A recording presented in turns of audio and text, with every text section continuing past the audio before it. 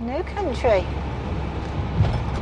Free passage, even for Brits, look, it says so. Free passage. There we go, free passage. Croatia. Straight through into Croatia. Woo-hoo! This time, another red and white and blue one. It's Croatia. So here we are, just approaching Zagreb Cathedral. And in true Hinckley on tour style, the building, the beautiful building that we've come to see, with its incredible steeples and towers and everything else that it's talked about, is completely shrouded in scaffolding and everything else. So as the cathedral's closed, we're off to see the Franciscan monastery of St. Francis of Assisi, which apparently is open 24/7. And guess what? Shrouded in covers and scaffolding in the market by the cathedral square. All fruit and veg, lavender, honey.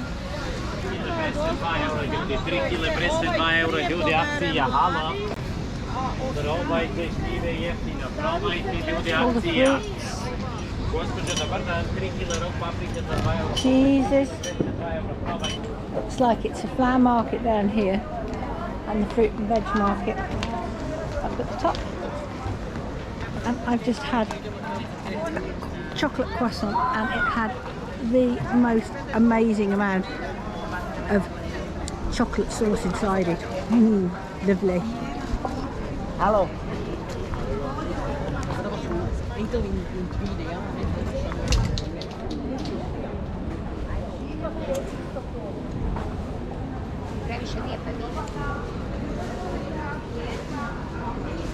Oh, smell that. Lovely, isn't it?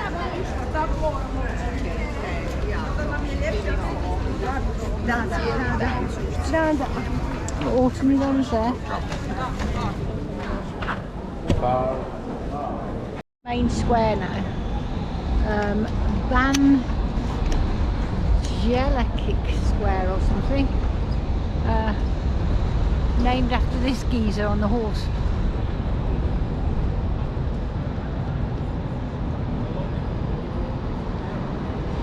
Not sure who he actually is, but he looks military of some description.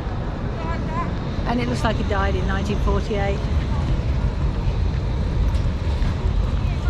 Lovely square. So, we're now going to go to the upper town. I don't think we'll be taking the funicular. I think we'll probably walk up the steps. So, we come into some tunnels. Tourist attraction, and from what I read, these tunnels were used during the Second World War. Not quite sure what for. Matt's googling it, so you might find something out soon. Seems those tunnels were actually built during the Second World War to serve as a shelter and a pedestrian walkway through the town, but then they fell into disrepair, not disrepute. They were reused during the Croatian War as a shelter, but now they have cultural events in them. We're in Zagreb upper town now, all cobbled streets which make for very noisy traffic, but again some lovely buildings and frescoes and things, and there's a spire over there, so what's the betting that the building underneath it is covered up.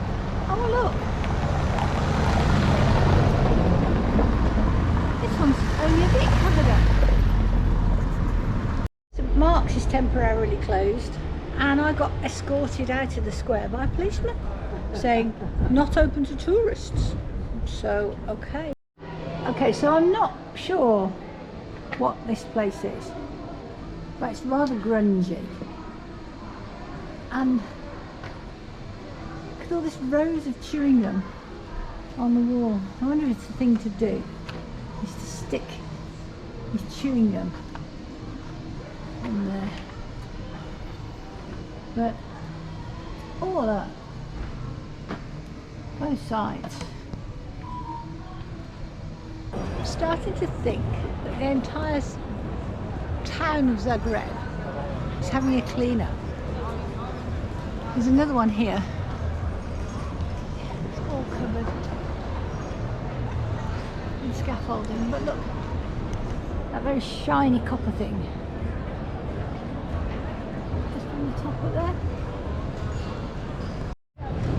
And it's not just the copper bell or the tower that's being done, but it looks like they're cleaning up all of the copper on the entire roof. Just walking back to give it some distance so we can see it.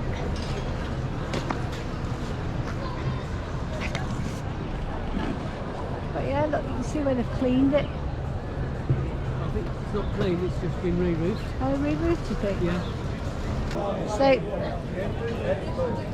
I've been doing some Googling because it seems that everything we'd like to see, churches, towers, historical buildings, etc., all seem to be covered with scaffolding and cloth.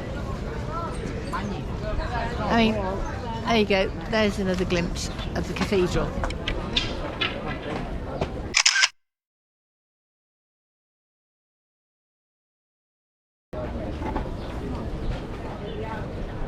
Well, what I found out is that, and I'd completely forgotten about it or never knew about it or anything,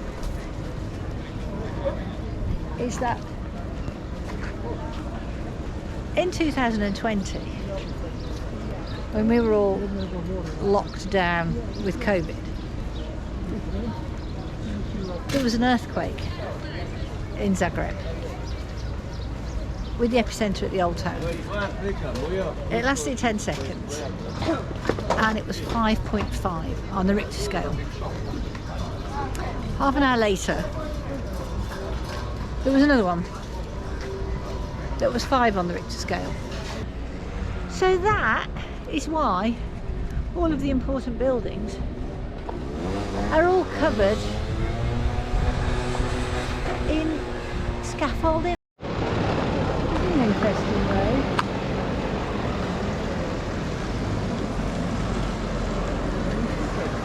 Not sure what the significance of this is, and it certainly gives Nikola Tesla something to contemplate.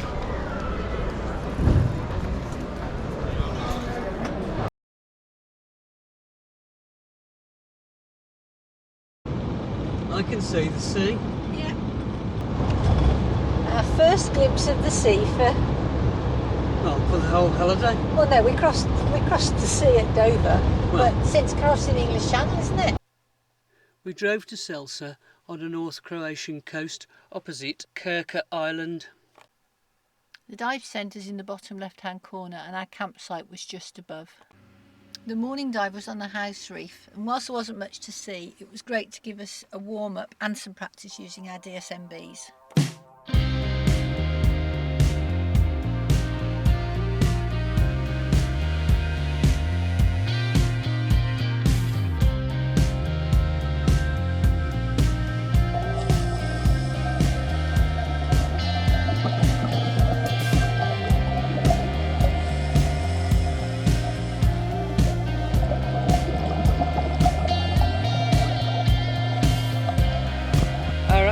Dive was on the wreck Peltastis. Peltastis was Greek freight ship which unfortunately sunk on the 8th of January 1968 when it was sheltering the island of KRK from a massive storm. 4 of the 12 crew were rescued and 7 bodies were washed up over the next few days, but the captain was declared missing. The following spring, some divers went down and said there was a man on the bridge.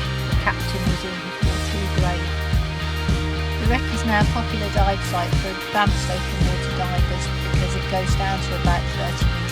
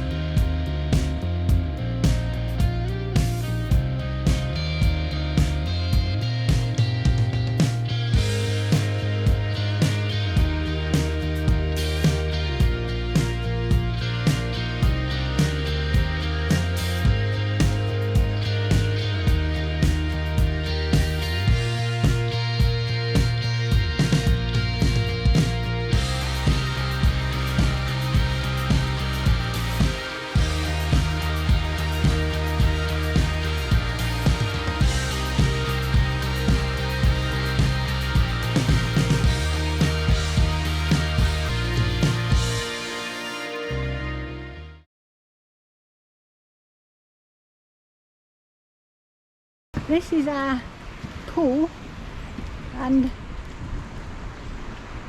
there's our van. So only a hop, skip and a jump to get to the pool, and I think I'm probably going to be spending most of the afternoon here because all the jobs are done.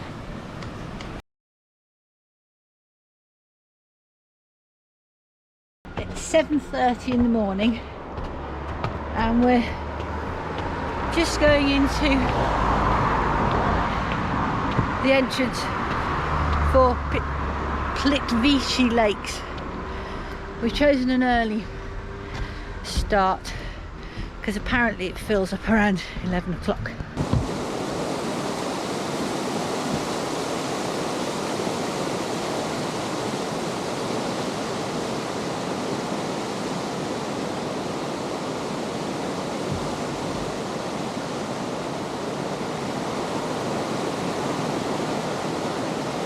Big waterfall.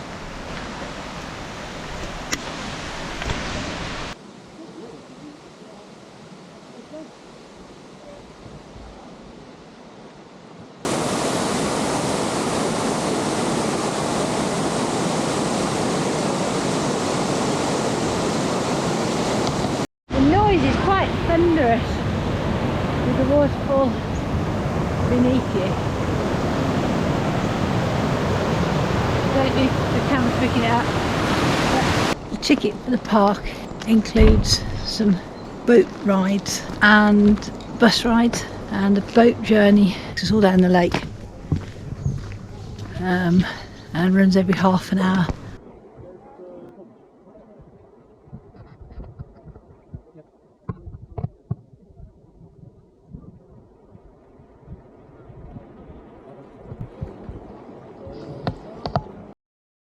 The mist spiralling down, I don't know if you can see it on the camera, but it's lovely. It's into this clear water, absolute crystal.